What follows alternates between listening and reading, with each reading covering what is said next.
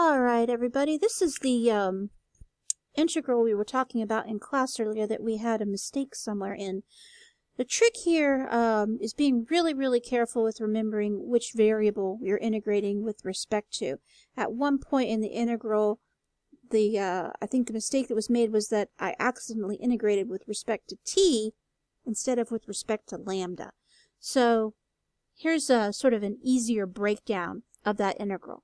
So we've got f splat g is equal to the integral from 0 to t of f of t minus lambda times g of lambda d lambda. So that's our definition.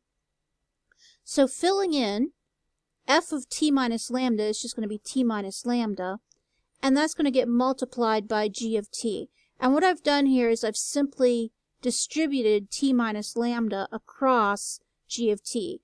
So I've got one term that's t minus lambda times h of t, and then subtract a term that's t minus lambda times h of t minus 1.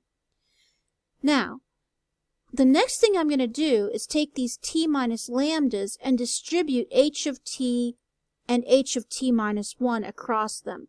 So I'll have a t times h of t d lambda, that's my first integral over here. Then I'll have minus h of t times lambda, that's my second integral. Then I'll have t times h of t minus 1, that's my third integral.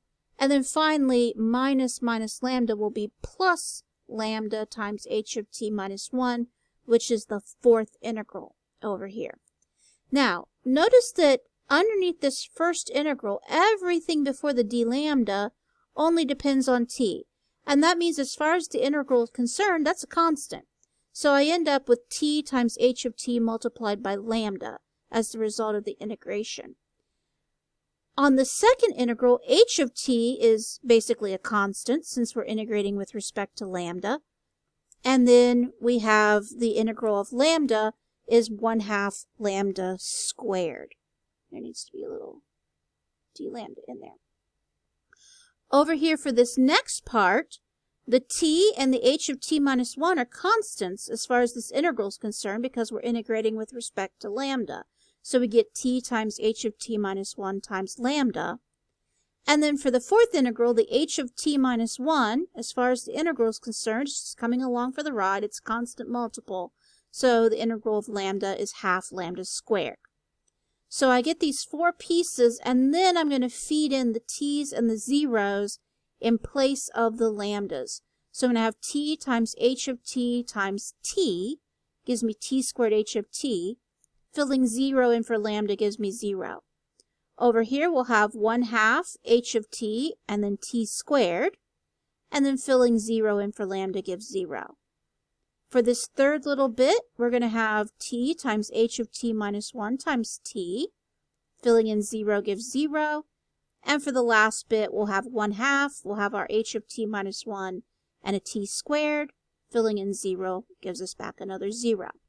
So these first two terms, we have t squared h of t minus 1/2 t squared h of t, which gives us 1/2 t squared h of t. Over here for the second two terms, we've got minus 1 t squared h of t minus 1 and plus 1/2 t squared h of t minus 1. So combining those will give us minus 1/2 times t squared times h of t minus 1. And then we can go ahead and, if we like, factor out the 1/2 t squared, and we get 1/2 t squared times h of t minus 1. So that's what that integral ends up looking like. So the trick is, don't forget that anything that only has t's in it, just treat it like a constant and don't accidentally integrate with respect to t. Remember that you're integrating with respect to lambda in there.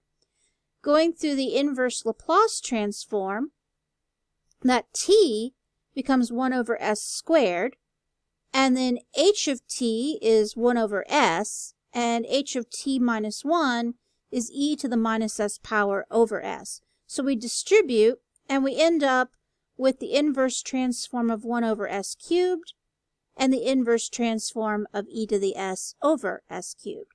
So that first one, we're going to put in the little 2 in here we need to make that match our transform table, and don't forget to put the 1/2 on the outside.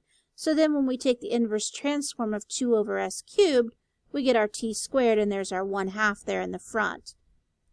This is using one of our little special formulas from our transform table. We see that e to the minus s up there in the top. We know we're going to have an h of t minus 1, and then we know that 1 over s cubed comes from 1/2 of t squared. So there's our 1/2 of t squared popping in there. And then, well, we can do the same thing we did up here at the top. We can factor out the 1/2 t squared, and we've got 1 minus h of t minus 1. But that 1 we can replace with h of t itself, and we end up with the exact same thing we got by going through and doing the problem by integration.